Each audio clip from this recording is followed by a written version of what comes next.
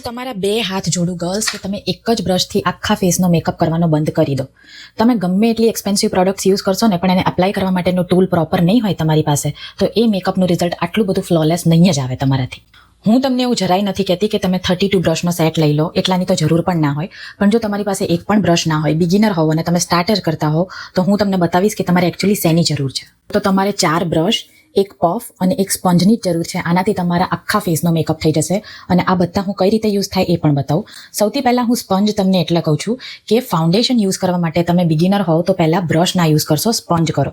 કારણ કે આ તમને થોડુંક કંટ્રોલ વેમાં અપ્લાય કરશે, તમારા ફાઉન્ડેશનને ઓવર એપ્લિકેશન નહીં થાય અને એનું ફિનિશ પણ થોડું સ્કિન લાઇક આવશે. હવે આ 4 બ્લશમાંથી આ ફર્સ્ટ બતાવીશું બ્લશનું. આ થોડુંક ફ્લફી આવે કે તમારા ચીક્સની ઉપર જે બ્લશ અપ્લાય કરવું હોય આ એને પરફેક્ટ વેમાં એપ્લાય કરે. તમે હાથથી કરશો તો એટલું પરફેક્ટ ફિનિશિંગ નહીં આવે અને તમારું બ્લશ જો પરફેક્ટ લાગતું હશે ને તો આખા મેકઅપનો લુક જ ચેન્જ થઈ જશે. એટલે બ્લશ માટેનું આવું ફ્લફી બ્રશ લેવાનું. પછી સેકન્ડ છે મારું કન્સીલર બ્રશ. આ ફાઉન્ડેશન બ્રશનું થોડું નાનું વર્ઝન આવે. ફાઉન્ડેશન આવું જ આવે બટ થોડુંક મોટું બ્રશ આવે. આ નાનું છે પણ થોડુંક ફ્લફી આવે પણ તમારા અંડર આઈઝના એરિયાને પરફેક્ટલી કવર કરી દે.